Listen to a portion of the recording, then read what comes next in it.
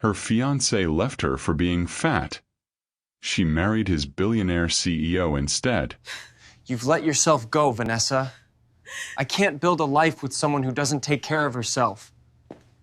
You've let yourself go, Vanessa. I can't build a life with someone who doesn't take care of herself.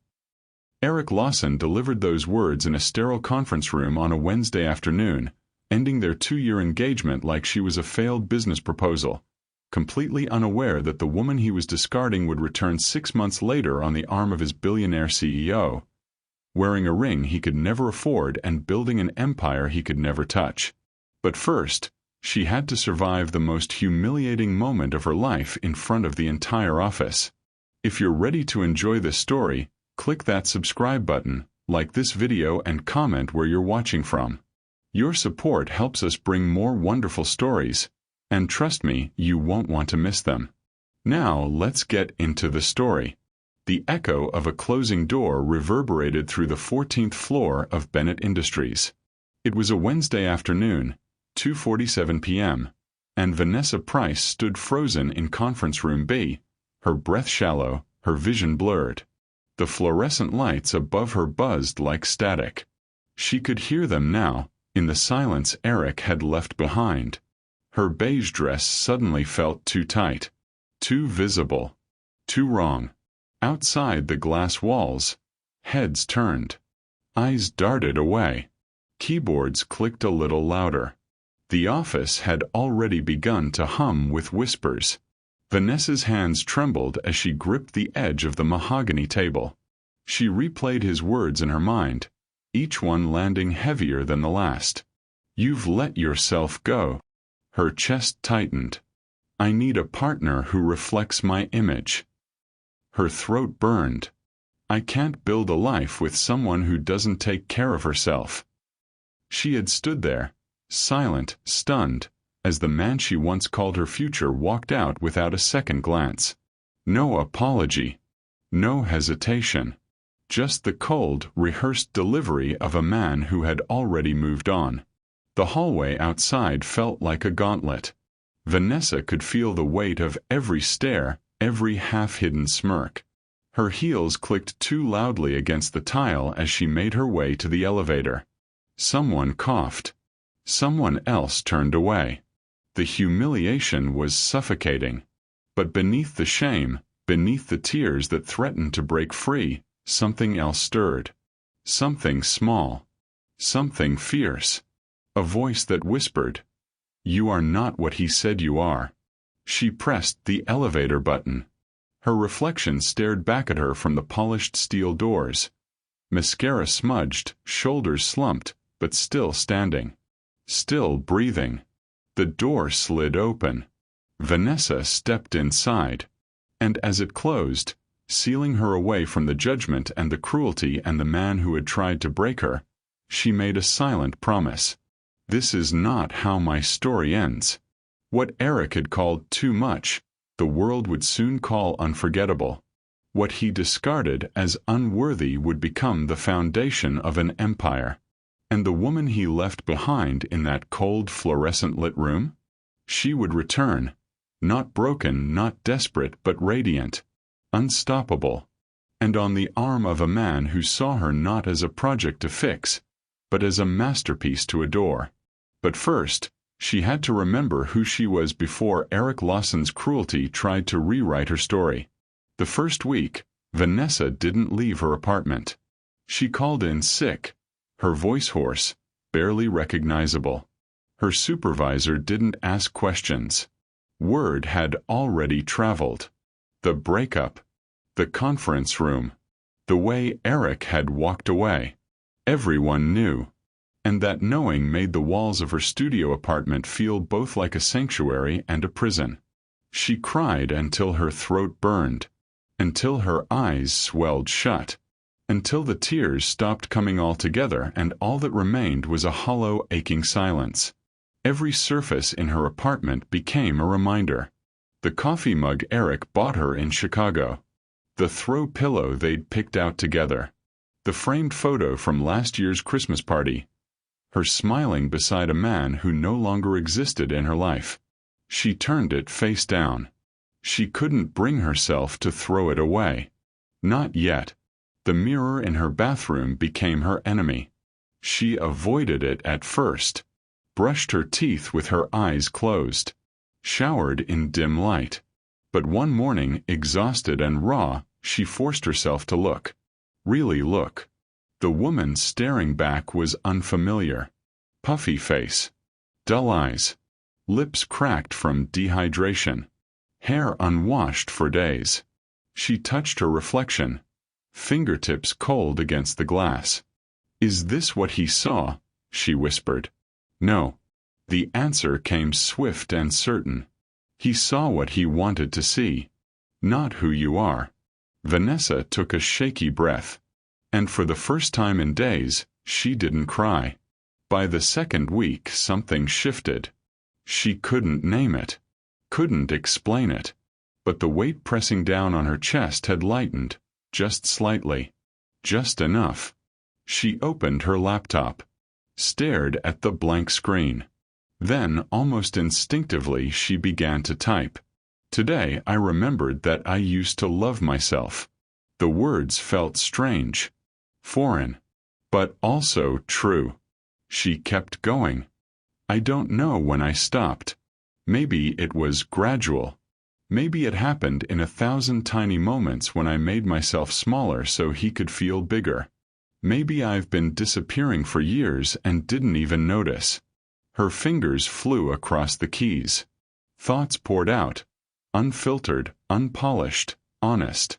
She wrote about the conference room, about Eric's words, about the shame that had swallowed her whole. But she also wrote about before. Before Eric, she had been bold. She had been the woman who pitched ideas in boardrooms and laughed too loudly at bad jokes and wore red lipstick on a Tuesday just because. She had been enough. More than enough. Journaling became her ritual. Every morning. Every night. The pages filled with grief. With anger. With clarity. And slowly, achingly slowly, with hope. 3 weeks after the breakup, Vanessa's best friend, Maya, showed up at her door with a suitcase and a plane ticket. "We're going to Bali," Maya announced, stepping inside without waiting for permission. "I can't just." "Yes. You can." Maya's voice was firm but gentle. "You have vacation days. You have savings. And you have a life that doesn't revolve around a man who never deserved you." Vanessa opened her mouth to argue, then closed it. Maya was right. 2 days later, she was on a plane. Bali was color and chaos and freedom. The humid air clung to her skin. The scent of incense and frangipani filled the streets. Everywhere she looked, there was life. Vibrant, unapologetic, impossible to ignore. On the third day, Vanessa walked into a small boutique in Ubud. Scarves hung from the ceiling like silk waterfalls. Handmade jewelry glittered in the afternoon light. And there, on a shelf near the window, she saw it. A deep plum lipstick. Bold. Elegant. The exact shade she used to wear before Eric once commented that it was a bit much for the office. She bought it. Wore it that same evening. When she caught her reflection in the villa's hallway mirror, she barely recognized herself. But this time, it wasn't painful. This time she smiled. At a co-working cafe in Canggu, Vanessa met Isla, a sharp-eyed Australian brand consultant with silver rings on every finger and a laugh that turned heads. They started talking over iced lattes. Somehow, the conversation deepened. Vanessa found herself sharing pieces of her story. Not all of it. Just enough. Isla listened without interruption. Then she leaned forward, eyes bright. "So let me get this straight," Isla said slowly. "You're brilliant at marketing. You've been through something painful and transformative. And you're sitting here in Bali drinking overpriced coffee instead of building something that could change the world." Vanessa blinked. I don't know what you mean." "Your story." Isla's voice was urgent now. Insistent. Why are you hiding it? Women everywhere are living this. Shrinking themselves. Being told they're not enough. You could create something that speaks to that. A brand. A movement. Something real. Vanessa's chest tightened. Not with pain this time, with possibility. I wouldn't even know where to start, she admitted. Isla grinned. Start with the truth. Start with what you know. Start with the woman you were before someone tried to convince you that you weren't worth loving. That night, Vanessa sat on the villa's terrace under a sky crowded with stars. The sound of distant waves filled the air. Her journal rested open on her lap. She thought about Isla's words. About the women she'd met in Bali. Strong, scarred, spectacular. About the version of herself she was slowly, painstakingly rebuilding. And then she began to write. Not a journal entry this time. A pitch. A beauty brand that doesn't sell perfection. A brand that celebrates identity, resilience, and self-worth. A brand for women who have been told they are too much, and have decided that too much is exactly enough. Her hand moved faster. Ideas spilled out. Product lines. Messaging. Campaigns that didn't airbrush or apologize. Models who looked like real women. Taglines that made you feel seen. By the time the sun began to rise over the rice fields, Vanessa had filled 12 pages. She wasn't healing for Eric. She wasn't doing this to prove him wrong. She was remembering who she had always been. And she was building something that no one, not Eric, not the whispers, not the shame, could ever take away. When Vanessa returned to the States 6 weeks later, she wasn't the same woman who had left. She walked through the airport with her plum lipstick freshly applied, her suitcase full of journals and sketches and a vision too big to ignore. She didn't know if her pitch would work, didn't know if anyone would listen. But she knew one thing for certain. She was ready to find out. 6 months could change a person. Vanessa Price knew this now intimately, the way you know the weight of your own heartbeat. 6 months ago, she had walked out of Bennett Industries broken, discarded, invisible. Today, she was walking back in, not as the woman Eric Lawson had tried to erase, but as the woman she had fought to remember. The marble floors gleamed beneath her heels. The same floors. The same towering glass atrium. The same security guard who nodded at her with polite recognition. But everything felt different now. She felt different. She wore a tailored navy blazer, crisp white blouse, and the plum lipstick that had become her quiet rebellion. Her portfolio was tucked beneath one arm. 12 months of research, strategy, soul work compressed into 60 slides. Her heart hammered in her chest, but her stride didn't falter. Not this time. Heads turned as she passed. Some in curiosity. Some in surprise. A few whispered. Vanessa didn't stop to acknowledge them. She had not come back for their approval. She had come back for herself. And for the meeting she'd spent 2 weeks trying to secure. Richard Bennett was a legend in the industry. A billionaire CEO who had built Bennett Industries from a mid-sized firm into a global powerhouse. He was known for 3 things: his ruthless business acumen, his unexpected philanthropy, and his notorious elusiveness. He didn't take meetings with just anyone. He didn't entertain pitches from junior employees. But Vanessa hadn't asked as a junior employee. She had asked as a woman with a vision too powerful to ignore. It took 4 emails, 2 voicemails, 1 handwritten letter delivered to his assistant's desk. Most people would have given up after the first silence. But Vanessa had learned something in Bali, in the journals, in the quiet rebuilding of her own worth. Belief in yourself sounds like persistence to people who don't understand it. On the 7th day, his assistant called. "Mr. Bennett will see you. Friday. 3 p.m. 10 minutes. 10 minutes. Vanessa had smiled. 10 minutes was all she needed. The elevator ride to the executive floor felt longer than it should have. Vanessa watched the numbers climb. 14, 15, 16. Each floor a reminder of how high she was reaching. Literally and figuratively. The doors opened onto a world she had only ever glimpsed in passing. Floor-to-ceiling windows overlooking the city. Minimalist furniture. Air that smelled faintly of leather and ambition. A receptionist with perfect posture gestured toward a pair of imposing double doors. "Mr. Bennett is expecting you." Vanessa's fingers tightened around her portfolio. She inhaled slowly. Exhaled conviction. Then she pushed open the doors. Richard Bennett's office was less an office and more a statement. Sprawling. Light-drenched. A massive desk anchored one side of the room. But Richard wasn't sitting behind it. He stood near the windows, hands in his pockets, gazing out at the skyline. Tall, mid-40s, with the kind of presence that didn't need to announce itself. He turned as she entered. "Ms. Price." His voice was deep, measured. Not warm but not cold either. Observant. "Mr. Bennett." She crossed the room, hand extended.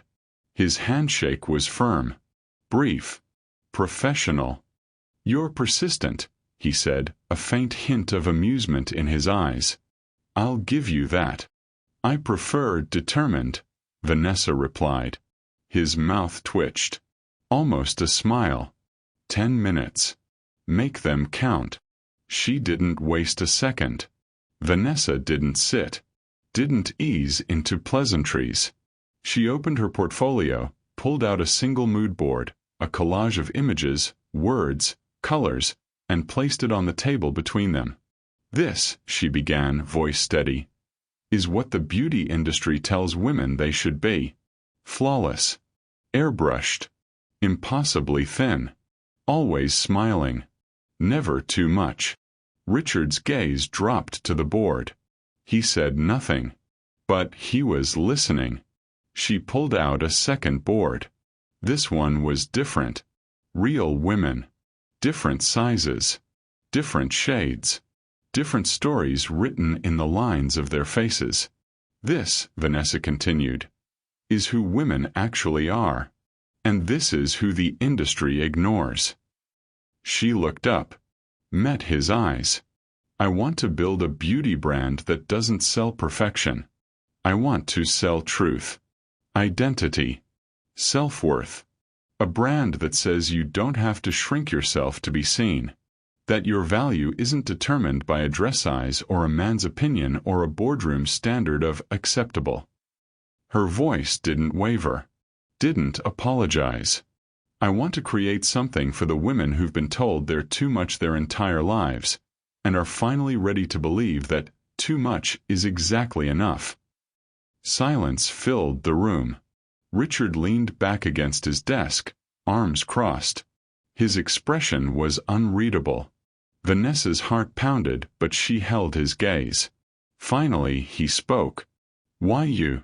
The question hung in the air, sharp and direct. Vanessa could have deflected. Could have rattled off her credentials, her years of experience, her marketing wins. But something told her Richard Bennett didn't care about resumes. He cared about truth. "Because I lived it," she said quietly. 6 months ago, someone I loved told me I wasn't enough. That I'd let myself go. That I didn't reflect the image he wanted for his life." Her voice grew stronger. "And for a while I believed him.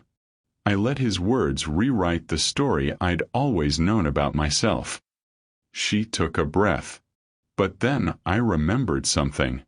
I remembered that I am not a reflection of someone else's limitations. And neither are the millions of women who've been told the same lies." Richard's eyebrows lifted. Not in skepticism. In recognition. "This isn't just a pitch, Ms. Price," he said slowly, his tone thoughtful, almost reverent. "This is a movement." Vanessa's breath caught. He pushed off the desk, walked closer. His eyes, sharp, assessing, but no longer distant, met hers with something she hadn't expected.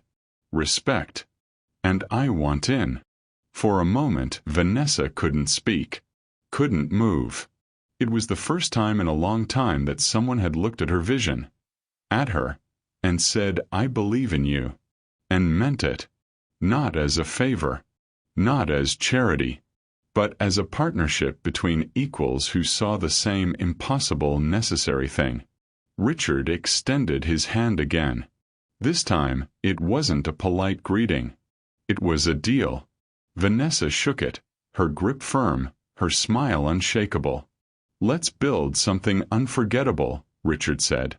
And for the first time since that terrible Wednesday afternoon in Conference Room B, Vanessa felt something she thought she'd lost forever.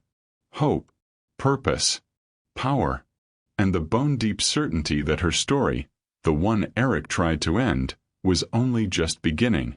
By Monday morning, the entire office knew. Vanessa Price, the woman Eric Lawson had publicly discarded 6 months ago, was back. And she wasn't filing reports or sitting in strategy meetings as a mid-level analyst. She was working directly with Richard Bennett, the CEO. The rumors moved faster than email chains. They slithered through cubicles, buzzed in break rooms, echoed in bathroom stalls. Some were curious. Some were cruel. All of them were loud. "I heard she pitched some vanity project and he felt sorry for her. Probably sleeping her way into relevance. She's got nerve, I'll give her that. Coming back here after what happened." Vanessa heard the whispers, felt the stares, saw the thinly veiled smirks when she walked past the 14th floor desks where she used to sit. She didn't respond, didn't defend herself, didn't give them the satisfaction of a reaction. She simply kept walking. Eric Lawson heard the news during a department meeting. One of his colleagues mentioned it casually, too casually, while pulling up a quarterly report. "Did you hear? Vanessa's back. Apparently she's launching some kind of brand. Bennett's backing it personally." Eric's jaw tightened. His pen stilled against the notepad. "Vanessa," he repeated, voice flat. "Yeah. Saw her in the executive elevator last week." She looked. The colleague paused, searching for the word. Different. Eric didn't ask what that meant. He didn't need to. Later, alone in his office, he pulled up the internal memo announcing the new initiative. There it was, in stark corporate language. Bennett Industries is proud to announce a strategic partnership with Vanessa Price, founder of Brand Name TBD, a revolutionary beauty and identity platform aimed at redefining industry standards. His stomach turned. What could she possibly be offering him? Eric muttered to his empty office, his voice edged with disbelief and something uglier. Something that tasted like regret but felt like bitterness. He leaned back in his chair, staring at her name on the screen. Vanessa Price. The woman he had called too much was now too important to ignore. Vanessa didn't have time for Eric's existence. She was too busy building.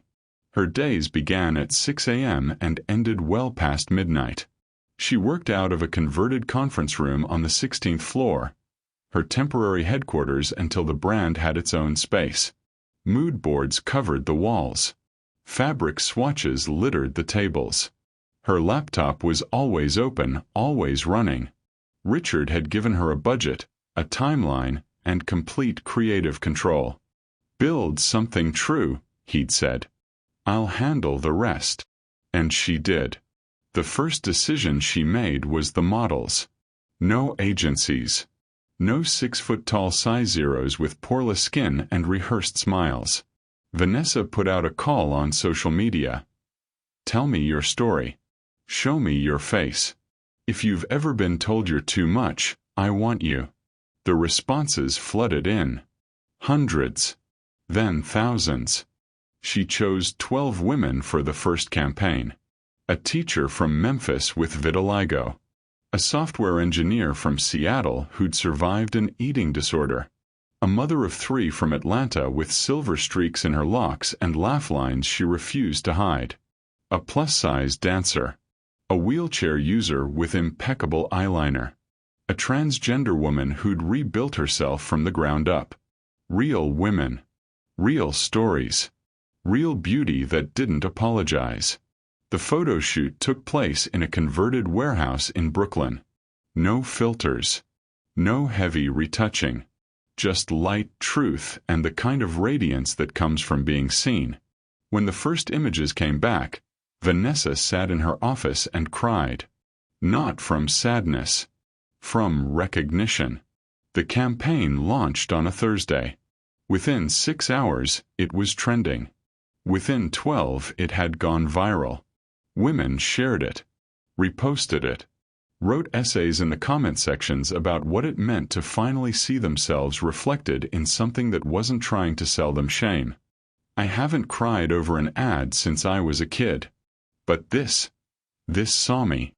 This is what I needed when I was 15 and hating my body. Thank you. Finally. Something real. Vanessa's inbox overflowed. Press requests. Partnership inquiries. Women asking where they could buy the products. Products that didn't even exist yet. Richard forwarded her an email from Forbes. The subject line read, "Interview request.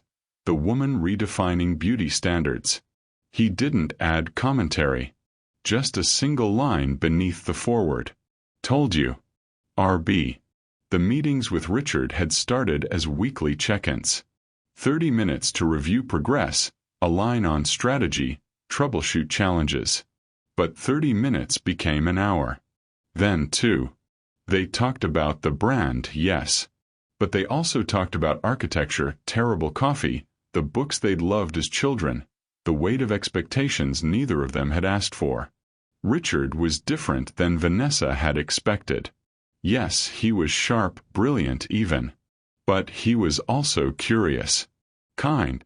He asked questions and actually listened to the answers. He didn't talk over her.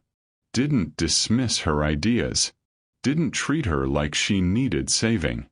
He treated her like an equal. And slowly, imperceptibly at first, something shifted between them. The way he smiled when she walked into his office. The way she found herself staying longer, even after the agenda was complete. The way silence between them didn't feel awkward, it felt comfortable. One evening, after a particularly grueling strategy session that had bled into night, Vanessa stood at the window of Richard's office, watching the city lights flicker below. Her blazer was draped over a chair. Her heels sat abandoned near the desk. She looked exhausted, exhilarated, alive.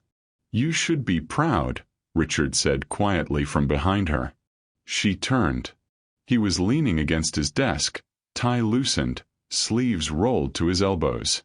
There was something in his expression she couldn't quite name. Admiration, maybe. Or something deeper. "I am," Vanessa said. And she meant it. Richard tilted his head, studying her with an intensity that made her breath catch. "You have no idea how rare you are, do you?" The question landed softly, intimately. Vanessa blinked, caught off guard. Most people spend their entire lives trying to fit into someone else's expectations," Richard continued, his voice low, deliberate. "You're building something that tells people they don't have to. That takes courage most people don't have." He paused, took a step closer. "You have courage most people don't have." Vanessa's pulse quickened. She should say something. Thank him. Deflect. Make a joke. But all she could do was hold his gaze.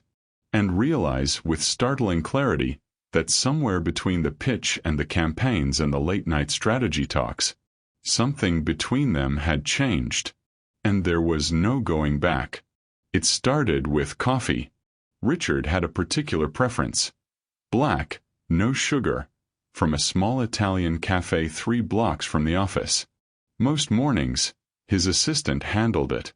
But one Tuesday, Vanessa showed up to their 8 a.m. meeting with 2 cups in hand. "Thought you might need this," she said, sliding one across his desk. Richard paused mid-email, eyebrows raised. He took a sip. His expression shifted, surprise, then something warmer. "How did you?" "I pay attention," Vanessa said simply. It was a small thing. Insignificant even. But Richard didn't forget it. The next week, Vanessa arrived to find a box on her desk. Inside, a fountain pen. Sleek, expensive, engraved with her initials. The note was brief. "For the woman who's rewriting the narrative. R.B." She ran her thumb over the smooth metal, something fluttering in her chest that had nothing to do with gratitude and everything to do with being seen. Their meetings evolved. What had started as strategy sessions became conversations. They talked about the brand, yes, but also about legacy, purpose, the weight of building something that mattered. Richard spoke about his father, a mechanic who'd worked himself to exhaustion so Richard could go to college. Vanessa shared stories about her mother, a single parent who taught her that grace and strength weren't opposites. They were sisters. He asked her opinion on things that had nothing to do with marketing. She challenged his assumptions in ways no one else dared. And somewhere in the late nights and the shared silences and the way he looked at her when she pitched a new idea, eyes bright, leaning forward like she was the most fascinating thing in the room, Vanessa realized something terrifying. She was falling for him. Not the way she'd fallen for Eric. Desperate, diminishing, always trying to earn affection. This was different. Richard never made her feel like she had to shrink. Never critiqued her laugh or her clothes or the space she occupied. He didn't try to fix her or mold her into some idealized version of who he thought she should be. He simply saw her. All of her. And stayed. One evening, after a product development meeting that stretched past 9, they stood side by side at the window of his office. The city sprawled below them, glittering and infinite. "Do you ever feel like you're exactly where you're supposed to be?" Richard asked quietly. Vanessa glanced at him. His reflection in the glass looked thoughtful, vulnerable. "I do now," she said. Their eyes met in the window's reflection. Neither of them looked away. And in that moment, the air between them shifted, thick with everything they hadn't said, everything they were too careful, too professional, too aware to name. Not yet. But soon. While Vanessa's star rose, Eric Lawson's flickered and dimmed. His quarterly numbers were down. Again. The third consecutive quarter of decline. His team was hemorrhaging talent. 2 senior analysts had left in the past month, both citing leadership concerns in their exit interviews. In meetings, Eric's ideas fell flat. His presentations lacked the polish they used to have. Colleagues who once sought his input now turned to others. He told himself it was temporary. A rough patch. Bad timing. But deep down, in the place he refused to examine too closely, Eric knew the truth. Vanessa had been his secret weapon. She'd refined his pitches, caught his mistakes, made him look sharper than he was. Without her, he was exposed. Average. Forgettable. Replaceable. And watching her succeed, spectacularly, publicly, undeniably, was salt in a wound he'd carved himself. The confrontation happened on a Thursday. Vanessa was leaving a meeting on the 14th floor, her old floor, when she heard footsteps behind her. Quick. Aggressive. Vanessa. She didn't need to turn around. She knew that voice. Eric stepped in front of her, blocking her path. He looked worse than she remembered. Tie slightly crooked. Eyes rimmed with shadows. Jaw tight with barely concealed resentment. Eric. Her voice was cool. Polite. Detached. "So this is how you do it now," he said, loud enough that heads turned in nearby cubicles. Sleep your way to the top? Is that the new strategy? The words hung in the air, ugly and desperate. Vanessa felt the eyes on her, felt the weight of the moment, felt the old instinct to defend herself, to explain, to make herself smaller so his ego could expand. But then she remembered Richard's words. She remembered the campaign, the women who'd written to thank her, the life she was building that had nothing to do with Eric's opinion. She looked at him, really looked at him, and saw a small, frightened man who mistook cruelty for power. And she felt nothing. No anger, no pain, not even pity, just indifference. Vanessa stepped around him without a word and continued down the hallway. Her heels clicked steadily against the tile. She didn't look back. Behind her, Eric stood frozen, his sneer faltering into confusion. Her silence was louder than anything she could have said. That evening, Vanessa sat in Richard's office, recounting the encounter. She tried to sound unaffected, but her hands betrayed her. Fingers drumming against her coffee cup, a nervous tell she hadn't quite mastered. Richard listened without interrupting. When she finished, he was quiet for a long moment. Then he leaned forward, elbows on his desk, eyes serious. Men like him see power as something to possess, Richard said slowly. Something outside themselves that they have to control, manipulate, take from others. He paused, held her gaze. You are the power. Vanessa's breath caught. You don't need to take it from anyone, Richard continued, his voice low and certain. You don't need to prove it or defend it or apologize for it. You walk into a room and the room changes. That's not something you do. It's something you are. His words settled over her like a truth she'd forgotten she knew. She had spent so long trying to earn love, earn respect, earn the right to take up space. But Richard wasn't offering her validation. He was reflecting back what had always been there. Thank you, she whispered. Richard's expression softened. I'm not saying anything you don't already know. But he was wrong. She'd known it once, maybe. Before Eric. Before the conference room. Before she'd let someone else's limitations become her measuring stick. Now she was remembering. And this time she wouldn't forget. As Vanessa left his office that night, Richard watched her go.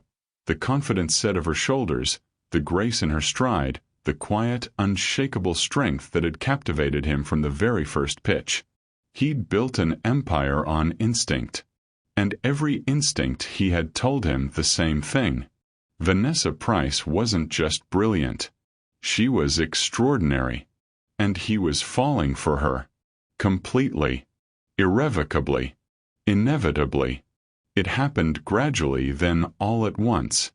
One evening, after a product launch meeting that had gone better than expected, Richard suggested they celebrate. There's a gallery opening in Chelsea, he said, almost casually. Contemporary art. Terrible wine. Interesting people. He paused, his tone shifting into something less rehearsed. Would you like to go? Vanessa looked up from her laptop. His expression was carefully neutral, but there was something in his eyes, a hopefulness he couldn't quite hide. As colleagues? She asked. As whatever you'd like. A smile tugged at her lips. I'd like that. The gallery was small, intimate. White walls lined with bold abstract pieces that looked like emotions given form. Richard moved through the space with quiet appreciation, pausing before a painting of fractured light. What do you see? He asked. Vanessa tilted her head, studying the canvas. Something breaking. Or maybe something breaking open. There's a difference. Always. She glanced at him. One destroys. The other transforms. Richard held her gaze for a beat longer than necessary. I think you're right. They didn't talk about work. Didn't discuss strategies or timelines or quarterly projections. Instead, they talked about the art, about beauty, about the courage it took to create something and release it into the world. When they left 2 hours later, Richard's hand brushed against hers as they walked. Not an accident. Not a mistake. A question. Vanessa's fingers curled gently around his. An answer. They kept it private.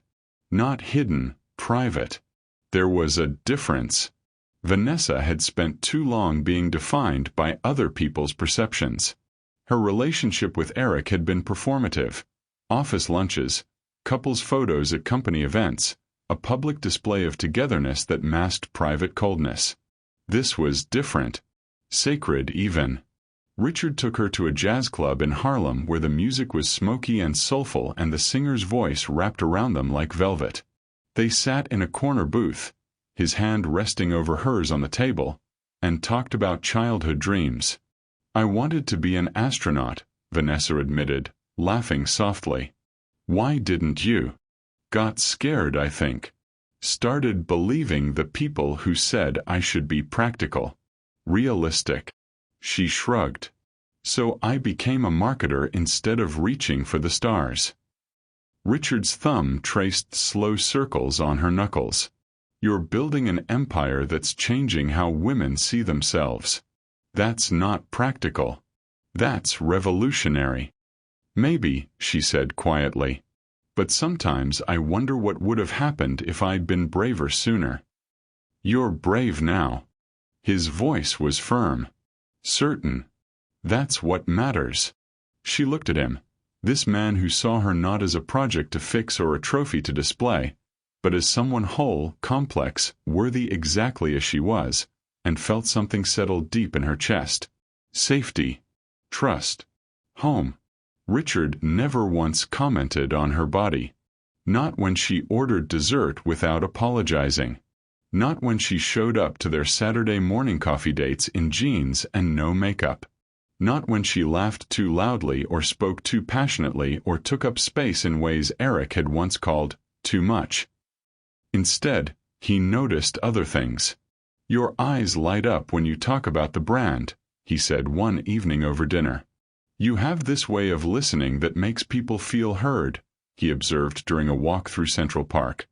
"I love the way you see the world," he told her quietly, his forehead resting against hers in the back of a cab after a late meeting. He never tried to shrink her. Never asked her to be smaller, quieter, less. He loved her, loudly, reverently, for being exactly who she was. And Vanessa, who had spent so long believing she needed to earn affection, slowly began to understand that love wasn't something to be earned. It was something to be given. Freely. Wholly. Without conditions. When Richard asked her to dinner on a Friday evening in late October, Vanessa assumed it was business. "There's something I want to discuss," he'd said, his tone giving nothing away. They met at a French restaurant in the West Village. Quiet, elegant, candlelit.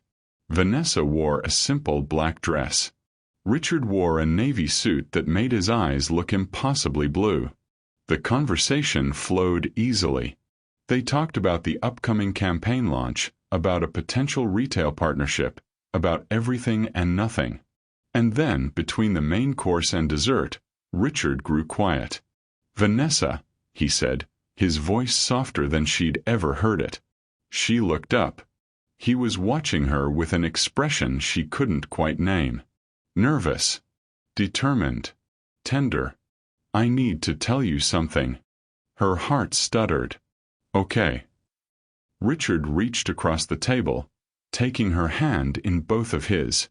His palms were warm. Steady. "6 months ago, you walked into my office with a pitch that changed everything," he began. "I thought I was agreeing to fund a brand. What I didn't realize was that I was meeting the woman who would change me." Vanessa's breath caught. Richard stood slowly. Then, to her utter shock, he moved to her side of the table and knelt beside her chair. The restaurant fell silent. Faces turned. But all Vanessa could see was him. He pulled a small velvet box from his pocket, opening it to reveal a ring, elegant, understated, perfect. I'm not asking because you need saving, Richard said, his voice clear and sure. You've never needed that. You're the strongest person I know. His eyes searched hers.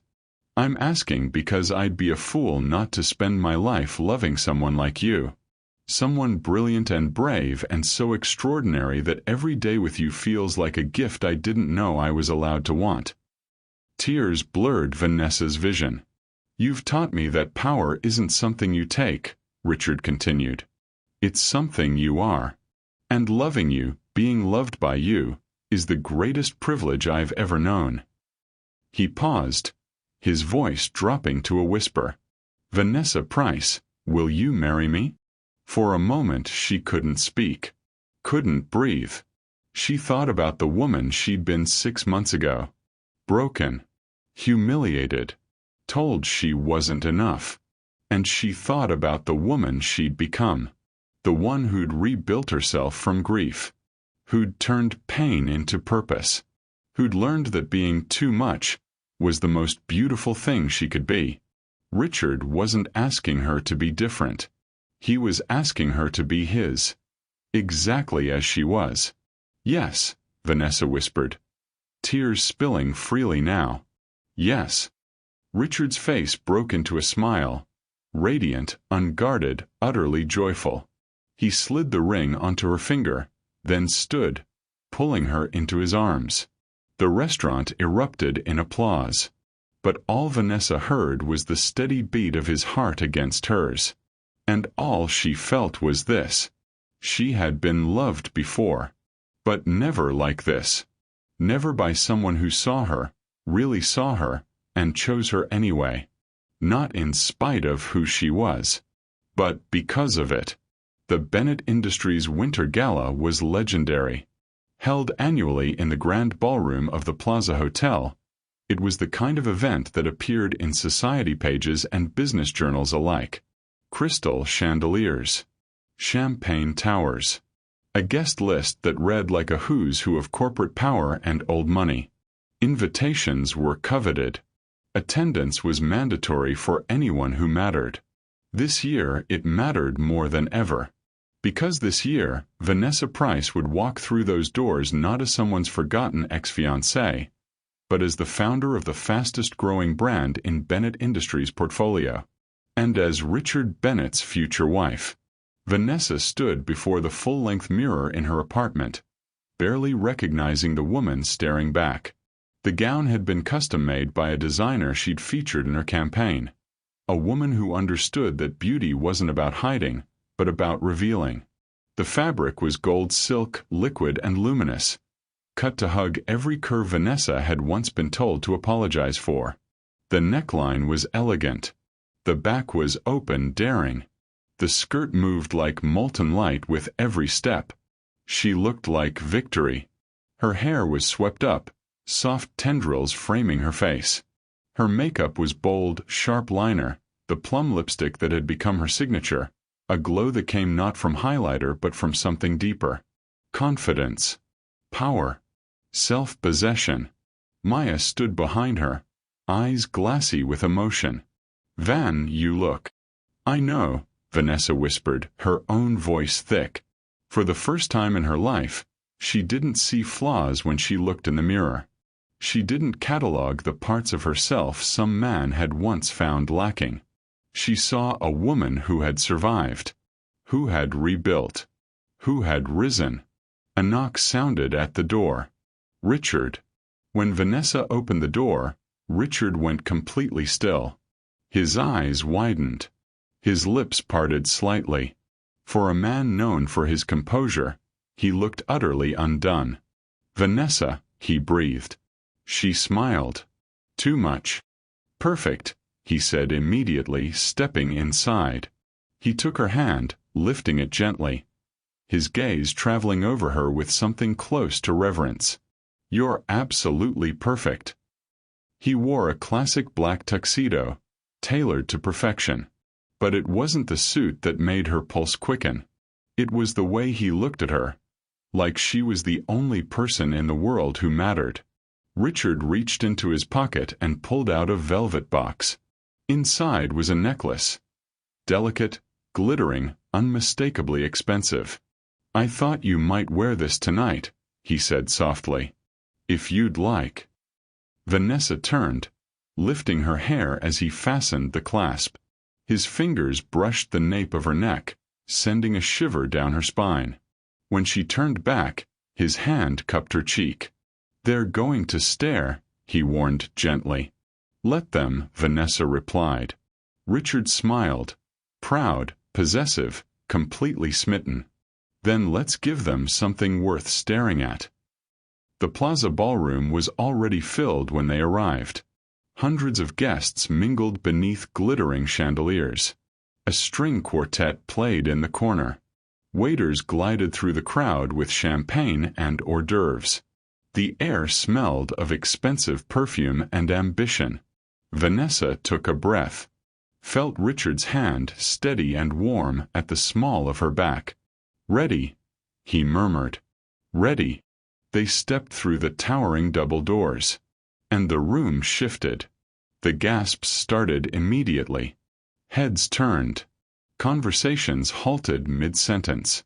Eyes widened in recognition, in shock, in something that looked an awful lot like awe. Vanessa Price, the woman they'd whispered about, speculated over, dismissed, walked into the ballroom like she owned it. Because, in a way, she did. Her gown caught the light with every step, shimmering gold against the marble floors. Her chin was high.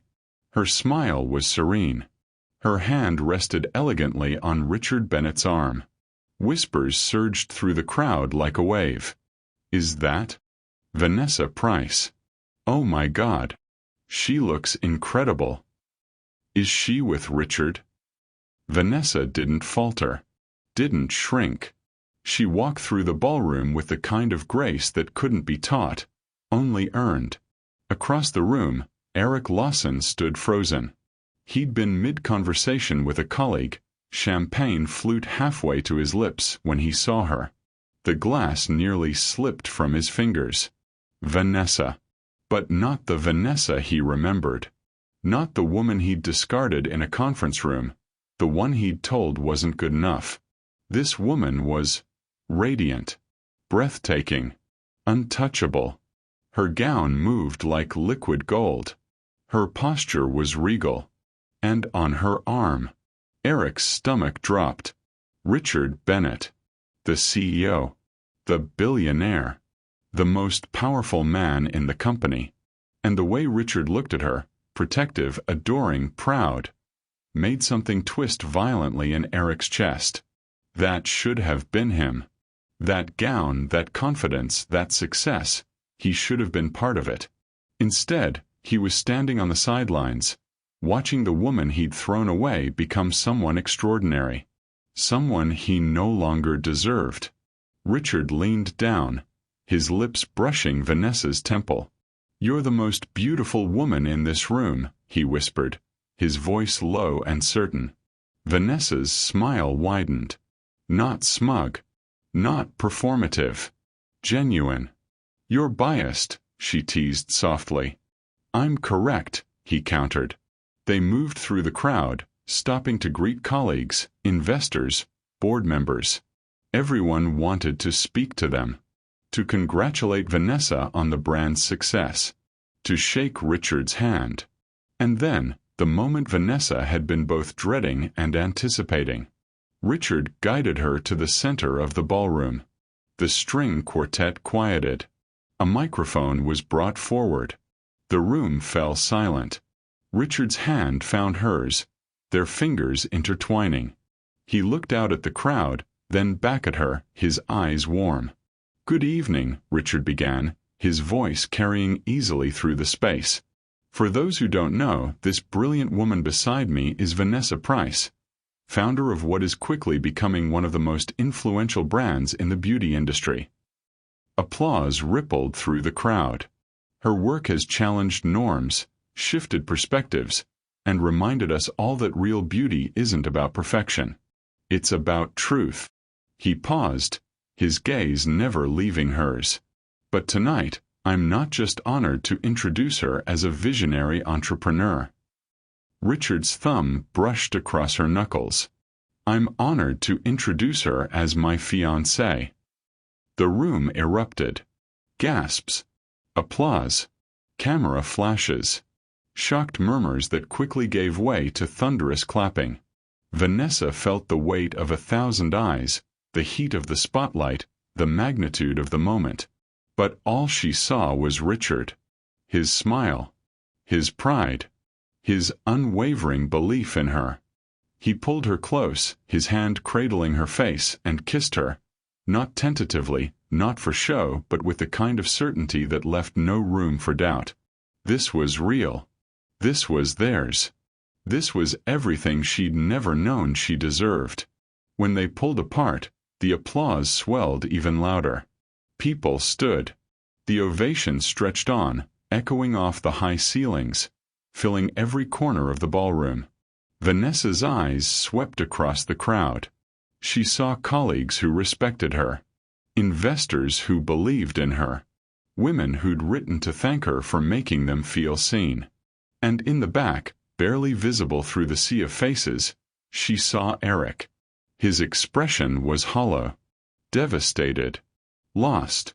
Vanessa held his gaze for just a moment. Not with anger, not with triumph, with peace. Then she turned back to Richard, slipping her hand into his, and let the man who truly loved her lead her onto the dance floor. The applause continued. But Vanessa wasn't listening anymore. She was dancing beneath chandeliers with the man who saw her, all of her, and called her extraordinary. And for the first time in her life, she believed it. The dance floor had become their world. Richard held Vanessa close, one hand at the small of her back, the other cradling hers against his chest. They moved in perfect rhythm, not because they'd practiced, but because they fit. The music swelled around them. The crowd blurred into soft focus. For a few precious moments, nothing existed beyond the two of them. Happy. Richard murmured against her ear. Vanessa tilted her head back to look at him. Completely. His smile was answer enough. But then, over Richard's shoulder, Vanessa saw him. Eric. Standing at the edge of the dance floor. Staring. His face was a storm of emotions. Anger, regret, something desperate and ugly. Their eyes met. Vanessa's breath caught, but she didn't look away. Didn't flinch. The song ended. Applause rippled through the ballroom. Richard pressed a kiss to her forehead. I need to speak with the board chair for a moment. Will you be all right? Of course, Vanessa said, her voice steady even as her pulse quickened. Richard squeezed her hand once before disappearing into the crowd. And Eric moved.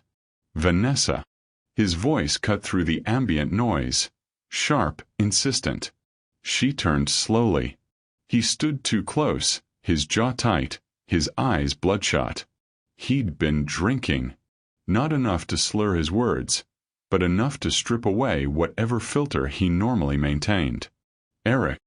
Her tone was polite, distant, the way you'd greet a stranger. We need to talk, he said. It wasn't a request. Vanessa glanced around. People were watching, subtly but watching nonetheless. The last thing she wanted was a scene. Fine, she said quietly. Not here. She walked toward the hallway that led to the coat check, her gown whispering against the marble. Eric followed, his footsteps heavy and graceless behind her.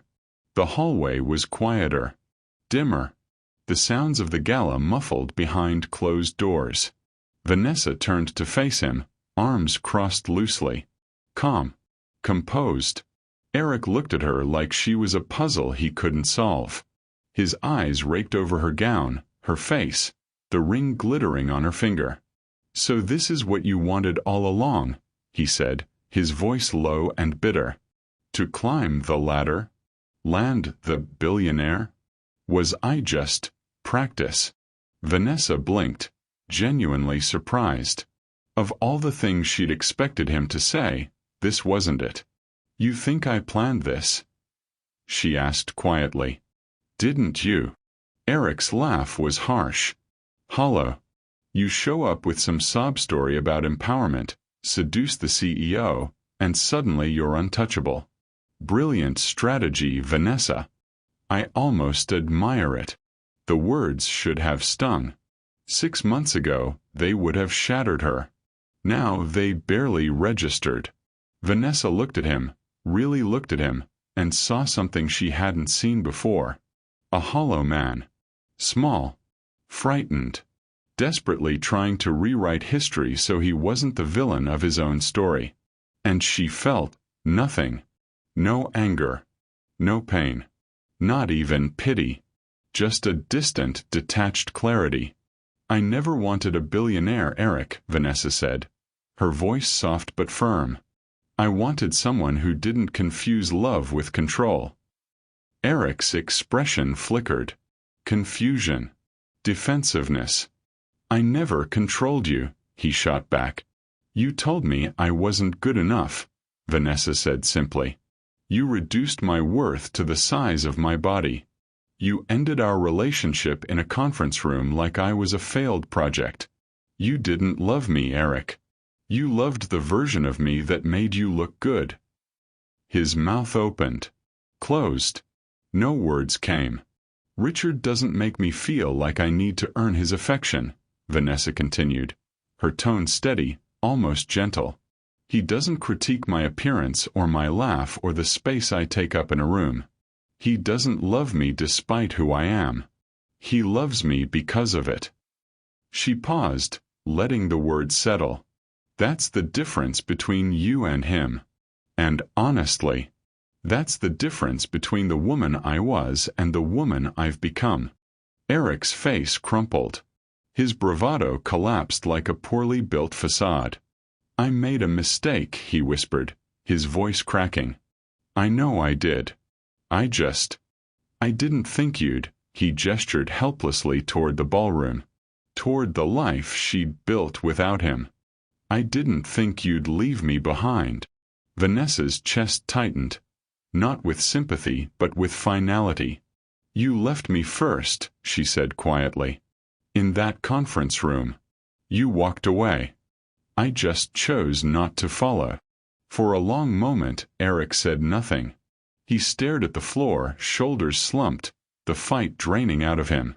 When he finally looked up, his eyes were glassy. Do you ever think about what we could have been? He asked, his voice small. Broken. Vanessa considered the question. Truly considered it. Once, the answer would have been yes. Once, she would have mourned the future they'd planned. The house, the wedding, the life that felt safe and certain. But that life had been built on a foundation of her smallness. Her willingness to shrink. Her belief that love was something to be earned through perfection. She didn't want that anymore. She didn't want him anymore. No, Vanessa said honestly. I don't. Eric flinched as if she'd struck him. I think about who I am now, Vanessa continued, her voice gaining strength. I think about the brand I built. The women whose lives I've touched. The man who sees me as a partner, not a possession. I think about the future I'm creating, not the one I escaped. She took a breath, her gaze steady. You broke my heart, Eric. And for a while, I thought that was the worst thing that could happen to me. Her lips curved into a small, peaceful smile. But it wasn't. It was the best. Because it forced me to remember that I was never broken. Just bound to the wrong person. Eric's jaw worked. His hands clenched into fists at his sides. But he didn't argue. Didn't lash out. Because somewhere beneath the bitterness and the ego and the regret, he knew she was right. I'm sorry, he finally whispered. For what I said. For how his voice broke. I'm sorry. Vanessa nodded once. Not absolution. Just acknowledgement. I hope you find someone who makes you want to be better, she said quietly. I really do." And she meant it. Not because she forgave him. Not because his apology erased the harm. But because holding on to anger would have meant carrying him with her. And she was done carrying men who didn't know her worth. Vanessa turned and walked back toward the ballroom. Her heels clicked steadily against the marble. Her gown shimmered in the soft light. Her shoulders were straight, her head high. Behind her, Eric stood alone in the hallway, a man confronting the weight of his own choices. She didn't look back. When Vanessa re-entered the ballroom, Richard was waiting near the entrance. His eyes found hers immediately, a question in his gaze. "Everything all right?" he asked, stepping close. Vanessa slipped her hand into his, their fingers intertwining naturally. "Everything's perfect," she said. And she meant it. Because the woman who had once been shattered in a conference room no longer existed. She had been rebuilt, stronger, braver, more certain of her worth than ever before. What Eric called inadequate, Richard called extraordinary. What once broke her had only cleared the path for something far more magnificent. Vanessa Price had not just survived her heartbreak. She had transcended it. And as Richard led her back onto the dance floor, the future stretching bright and boundless before them, Vanessa realized something profound. She hadn't outgrown Eric. She had outgrown the version of herself who believed his love was worth shrinking for. And that was the sweetest victory of all.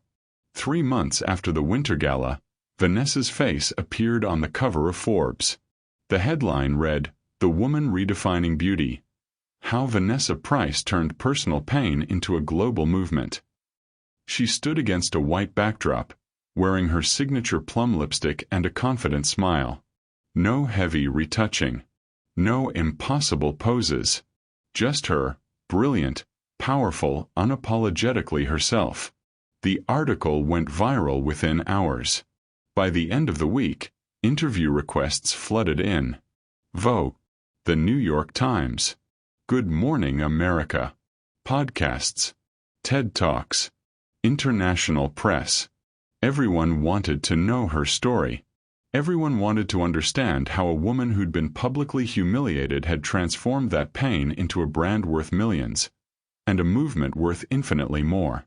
Vanessa said yes to the ones that mattered, the ones that let her speak truth, not sound bites. And she told her story. All of it. The conference room. The cruelty. The months of grief and rebuilding. The decision to create something that refused to let women feel the way she'd felt. Small, lacking, never quite enough. Women listened. And they responded. The letters started arriving in boxes. Handwritten notes. Emails. Direct messages that stretched into essays. Thousands of them. Women from Seattle and Singapore, from small towns in Nebraska and sprawling cities in Brazil. You made me feel seen. I've hated my body for 20 years. Your campaign made me cry. In a good way. My daughter showed me your brand. For the first time, I didn't feel invisible. Thank you for reminding me that I'm not too much. That I never was. Vanessa read every single one. Some made her weep. Some made her smile. All of them reminded her why she'd started this in the first place. Not for revenge. Not to prove Eric wrong. But to reclaim a narrative that had been stolen from her, and from countless women who'd been told the same lies. One evening, sitting in her new office, a bright, airy space with floor-to-ceiling windows and mood boards covering every wall, Vanessa held a letter from a 16-year-old girl in Ohio. I used to think I needed to be smaller to be loved. You taught me I was wrong. Thank you for existing. Vanessa pressed the letter to her chest, eyes closed, heart full. This was the legacy she was building. Not products. Not profits. Freedom. The official brand launch gala was held on a warm May evening at a historic venue in Brooklyn. Exposed brick, vintage chandeliers, walls of windows overlooking the city skyline. It wasn't the plaza. It wasn't stuffy or corporate or designed to impress old money. It was hers. Authentic. Bold. Beautiful. The guest list was carefully curated. Influencers who actually believed in the mission. Journalists who'd championed the brand from the beginning. The 12 women from the first campaign. Maya, who'd dragged Vanessa to Bali and saved her life in the process. Richard's small, trusted circle. And conspicuously absent. Anyone who'd whispered about her in the weeks after the breakup. Anyone who'd reduced her to gossip instead of seeing her as human. Vanessa didn't need their validation anymore. She had her own. The evening was perfect. Laughter spilled through the space. The campaign images, large, stunning, unapologetic, hung on the walls like art. A jazz quartet played in the corner. Champagne flowed, but so did sparkling water and mocktails, because Vanessa had built a brand that didn't exclude. She moved through the crowd in a sleek emerald gown, stopping to hug the models, thank the investors, pose for photos that would run in tomorrow's papers. But her favorite moment came when Richard took the microphone. The room quieted. All eyes turned toward him. He stood at the front of the space, impeccably dressed, but his focus was solely on Vanessa. His gaze was warm, proud, utterly smitten. "I'm not much for speeches," Richard began, his voice carrying easily through the room. "But tonight is too important not to say something." He paused, his eyes finding hers across the crowd. "A year ago, a woman walked into my office with a pitch that changed everything. She was brilliant, brave, and absolutely certain of her vision, even when the world had tried to convince her she was wrong." Vanessa's throat tightened. "Vanessa Price didn't just build a brand," Richard continued. "She built a reckoning. She looked at an industry that profits from insecurity and said, 'Not anymore.' She looked at a culture that tells women to shrink and said, 'I refuse.'" His voice grew stronger, thick with emotion. "She turned rejection into revolution, pain into purpose. And in doing so, she reminded all of us what true power looks like." He raised his glass. "To Vanessa Price," Richard said, his voice ringing clear. "To the woman who refuses to be anything less than extraordinary. And to the legacy she's building, one that will outlast all of us." The room erupted. Applause thundered through the space. Glasses clinked. Someone shouted, "Hear, hear." The models from the campaign wiped tears from their eyes. Vanessa stood frozen, overwhelmed, her vision blurring. Richard crossed the room and pulled her into his arms, pressing a kiss to her temple. "I'm so proud of you," he whispered against her hair. She couldn't speak, could only hold onto him as the applause continued, wave after wave of affirmation washing over her. Later, as the evening softened into night, Richard led Vanessa onto the makeshift dance floor.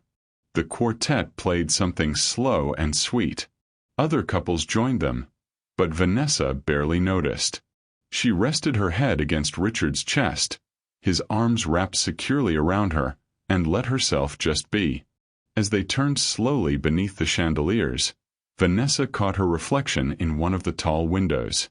The woman staring back was nearly unrecognizable from the one who'd stood frozen in conference room B a year ago. That woman had been dressed in beige, diminished, told she wasn't enough. This woman wore emerald and confidence. Her shoulders were back. Her smile was genuine. Her eyes were bright with purpose and love and hard-won peace. She wasn't broken, wasn't bitter. She was free. "What are you thinking?" Richard murmured. Vanessa looked up at him, her hand resting over his heart. "I'm thinking about how far I've come," she said softly. "How close I came to believing I was what he said I was." Richard's hand cupped her face, his thumb brushing her cheekbone. "You were never what he said," Richard said firmly. You were always this. Always extraordinary. Some people just aren't capable of seeing it. Vanessa smiled, tears pricking her eyes. I see it now. Good, Richard whispered. Don't forget it. I won't. As the night drew to a close, Vanessa stood at the window overlooking the city. The same city that had witnessed her heartbreak, her rebuilding, her rise. She thought about the girl she'd been, the woman she'd become, the empire she was building. She thought about Eric alone somewhere, confronting the cost of his cruelty. She thought about Richard, who loved her not despite her fullness, but because of it. And she thought about the women, thousands of them now, who'd written to say she'd changed their lives. She wasn't too much. She was exactly enough for the right man, the right life, and the legacy she was always meant to build. Behind her, the room was still full of music and laughter. Her people. Her celebration. Her triumph. Vanessa turned back toward the light, toward the love, toward the future she'd fought so hard to claim. And as she walked back into the warmth of her own creation, the room did what rooms had done all year. It didn't just watch her. It stood up, and it applauded. The end. Thank you for watching this story to the end. If you enjoyed this story, you will surely love the next one. It's as crazier and more intriguing as you can ever imagine. So do check it out. Click on the image showing on your screen right now to watch the next one. Don't forget to subscribe, and I'll see you in the next one. Bye for now.